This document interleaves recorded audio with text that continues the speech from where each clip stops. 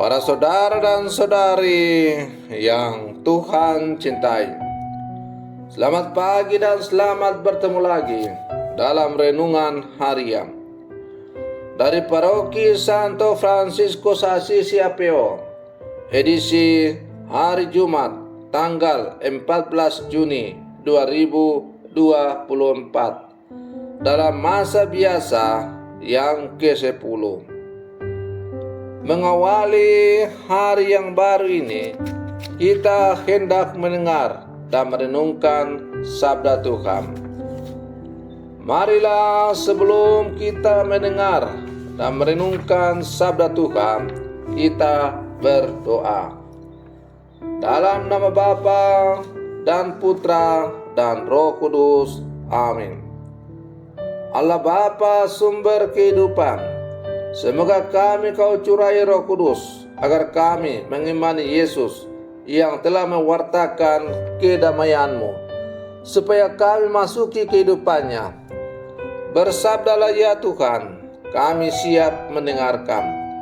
Terpujilah Engkau Bapa, Putra dan Roh Kudus, kini dan sepanjang segala masa. Amin. Para saudara dan saudari yang Tuhan cintai, sabda Tuhan yang hendak kita dengar dan kita renungkan untuk mengawali hari yang baru ini diambil dari Injil Matius pasal 5 ayat 27 sampai 32. Tuhan bersamamu. Inilah Injil suci menurut Matius.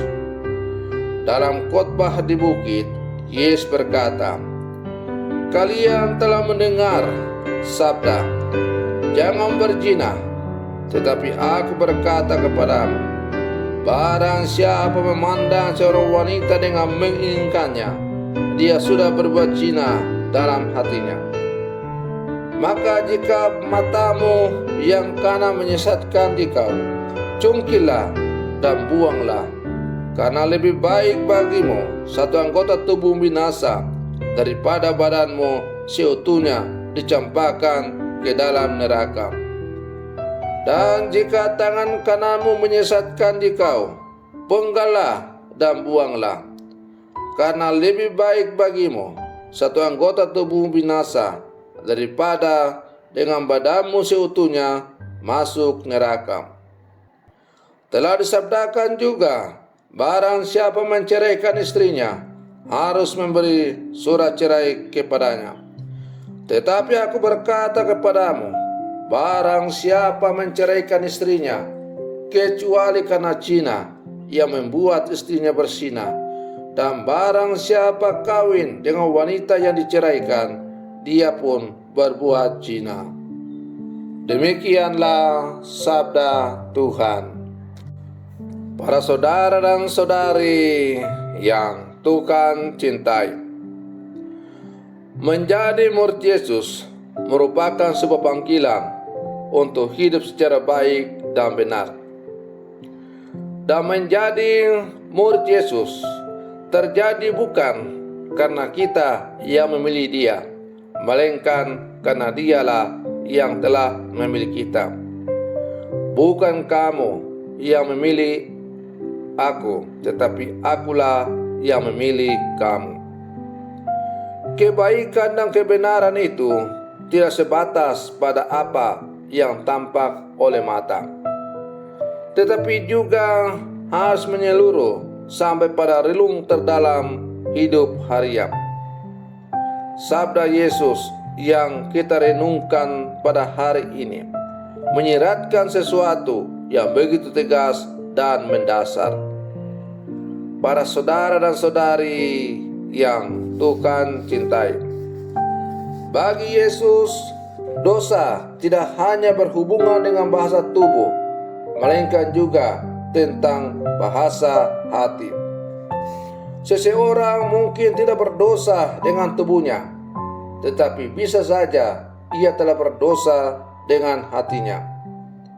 Seseorang menjadi pezina bukan saja karena ia melakukan perzinahan dengan tubuhnya, tetapi juga sekaligus jika ia mengingini yang lain dengan hatinya. Perzinahan terjadi karena orang menganggap yang lain sebagai objek yang bisa dimanfaatkan untuk memenuhi keinginan daging. Yesus menghendaki pengikutnya untuk berusaha bebas dari segala kecenderungan berbuat dosa. Manusia melihat dan menilai berdasarkan apa yang tampak, tapi Tuhan mengenal seperti apa hati manusia. Para saudara dan saudari yang Tuhan cintai, selain berupaya untuk menghindarkan diri dari kemungkinan berbuat dosa, Yesus juga menuntut para murid untuk membebaskan diri dari kemungkinan membuat orang lain terjerumus dalam dosa.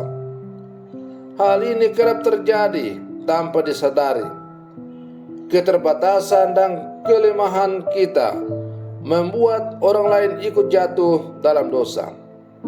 Karena itu, Yesus menuntut para pengikutnya untuk tidak saja bertanggung jawab atas dirinya sendiri, tetapi sekaligus juga atas sesama.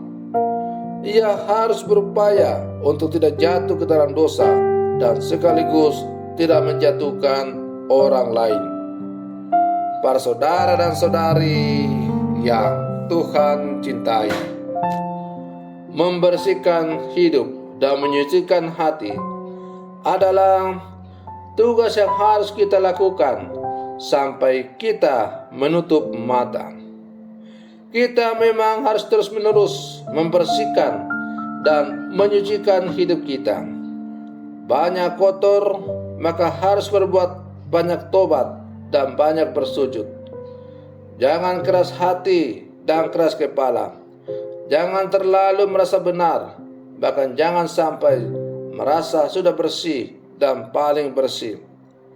Hanya orang yang mau sujud di hadapan Tuhan dengan segala kerendahan hatilah yang akan mendapatkan rahmat pengampunan dan yang akan sungguh menemukan damai dalam hati selama hidup kita di dunia ini. Walaupun kita tahu dan merasa banyak tantangan dan godaan yang terkadang melelahkan, dalam Tuhan ada kekuatan dan tuntunan. Maka sebagai murid-murid Yesus yang hidup zaman sekarang, kita diajak untuk hanya selalu berserah diri kepada Dia saja. Maka mari kita berlangkah maju bersama. Kita berlangkah bersama bergandengan tangan, dan mari kita bersama-sama untuk selalu menghidupi apa yang diajarkan oleh Tuhan dengan setia pada tugas dan panggilan kita masing-masing. Melalui tugas dan panggilan kita, setiap pribadi-pribadi itulah kita akan memperlihatkan kepada dunia bahwa kita ini adalah murid-murid Yesus yang sejati, yang menjadikan Dia segala-galanya, menjadi pusat seluruh kehidupan dan arah tujuan seluruh kehidupan kita. Semoga perlindungan saya untuk mengawali hari yang baru ini semakin menghantar kita menjadi murid-murid Yesus yang sejati. Selamat pagi, Tuhan Yesus memberkati.